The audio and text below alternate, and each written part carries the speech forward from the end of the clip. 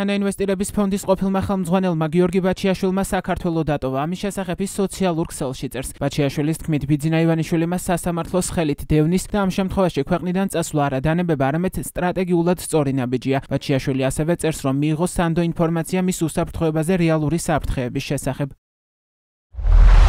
ჩემს წინააღმდეგ წამოყენებული მორიგი შეთითხნილი, ხანდაზმული და კანონთან შეუსაბამო პროცესი კიდევ ერთხელ ადასტურებს, რომ ივანიშვილის საქართველოში სასამართლო აღარ არსებობს. ამ უსამართლობას ხელმძღვანელობენ სანქცირებული ივანიშვილი და მისი კრიმინალური ბანდა, მათ შორის მოსამართლე გიორგი გელაშვილი, სასამართლოს ხელმძღვანელები მიხეილ შინჩალაძე და ლევან მურუსიძე, მთავარი პროკურორი გიორგი გაბიტაშვილი და საქმის პროკურორი მიხეილ სადრაძე. თითოეული მათგანი, ვინც ამ პოლიტიკურ რეპრესიაში და გამოძალვაშია ჩართული, უკვე სანქცირებულია ცივილიზებული სამყაროს მთავრობების მიერ. გარდა ამისა, მე მივიღე სანდო ინფორმაცია ჩემს უსაფრთხოებაზე რეალური საფრთხეების შესახებ. საფრთხის, რომელსაც დღევანდელ საქართველოში შეიძლება სასიკვდილო მნიშვნელობა ჰქონდეს. ციხეში აბსოლუტურად დაუცველი დარჩებოდი ივანიშვილის ჯალათების პირისპირ. იმ ციხეში, სადაც ივანიშვილმა გაჭყლეტვა შემომითვალა. ჩემი წასვლა არა დანებება, არამედ გააზრებული და სტრატეგიული ნაბიჯია. ამ ბრძოლაში ჩემი გარეთყოფნა გაცილებით უფრო სარგებლიანი იქნება. გიორგი ბაჩიაშვილის მიერ ქვეყნის დატოვებასთან დაკავშირებით დღეს კომენტარები გააკეთეს ბაჩიაშვილის საქმის პროკურორმა და ადვოკატმა. მე გიორგისთან პირველი კომუნიკაცია მქონდა აღნიშნული პოსტის შემდეგ. არ ვიცი რომელ ქვეყანაშია, შესაბამისად ერთადერთი ვიცი რომ თანხმობას აცხადებს ჩვენება მისცეს დისტანციურად, სხვა არანაირი დეტალი არ ვიცი. როგორ დატოვა პასპორტები ჩამორთმეული ქონდა, ხო?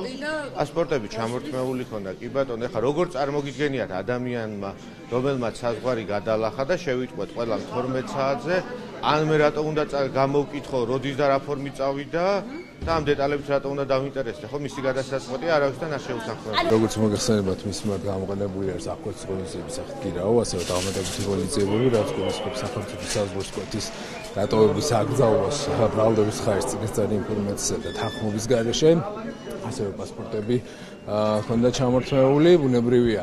ფაქტობრივი მოცემულობა რაც გვაქვს ეს საჭიროებს შესწავლას, რაც გულისხმობს იმას, რომ ამ მიმართულებით აუცილებლად დაიწყება გამოძიება და ბუნებრივია რა შედეგებიც იქნება ამის შესაბამისად, სამართლებრივი შეფასება და მათ შორის ვთქვათ პირობითად გამოყენებული აღკვეთის ღონისძიების შესვლას შემდგომ უკვე ამაზე იქნება დამოკიდებული. გიორგი ბაჩიაშვილის წინააღმდეგ ოცნების პროკურატურამ სისხლის სამართლის ორი საქმე დაიწყო. ბიტკოინების საქმეზე სასამართლო განხილვები დასასრულს უახლოვდება. ოცნების პროკურატურა ამტკიცებს, რომ ბაჩიაშვილმა ინვესტორს ჩადებული ინვესტიციებიდან მიღებული სრული მოგების სანაცვლოდ მხოლოდ 526,900 ამერიკული დოლარი გადასცა, ხოლო დარჩენილი ინვესტორის კუთვნილი 8,986 ოდენობის ბიტკოინი მართლ საწინააღმდეგოდ მიითვისა. გიორგი ბაჩიაშვილი წარდგენილ ბრალდებაში თავს დამნაშავედ არ მიიჩნევს და ამბობს, რომ ივანიშვილი მისი ინვესტორი არ ყოფილა. ბაჩიაშვილის თქმით, ქართულ ბანკიდან მიღებული თანხა სესხი იყო, რომელიც პროცენტებთან ერთად ბანკს მალევე დაუბრუნა. ბაჩიაშვილმა 2023 წელს ამ საქმეზე გირაოს სახით 2,5 მილიონი ლარი გადაიხადა. თანაინვესტირების ფონდის ყოფილ ხელმძღვანელს აღკვეთის ღონისძიების სახით გამოყენებულ გირაოსთან ერთად სხვა ამკრძალავი ღონისძიებებიც ჰქონდა დაწესებული, მათ შორის ჩამორთმეული ჰქონდა პასპორტი და აკრძალული ჰქონდა საზღვრის კვეთა. მეორე ახალი ბრალი პროკურატურამ გიორგი ბაჩიაშვილს 25 თებერვალს წარუდგინა უწყება მას სამსახურებრივი მოვალეობის შეუსრულებლობას ან არაჯეროვნად შესრულებას ედავება, რამაც მძიმე შედეგი გამოიწვია. ეს მუხლი 2-დან 5 წლამდე თავისუფლების აღკვეთას ითვალისწინებს. საქმე ეხება მტკვარი ჰესს. ამ საქმეზე გიორგი ბაჩიაშვილს აღკვეთის ღონისძიების სახით 50,000 ლარიანი გირაო შეუფარდეს.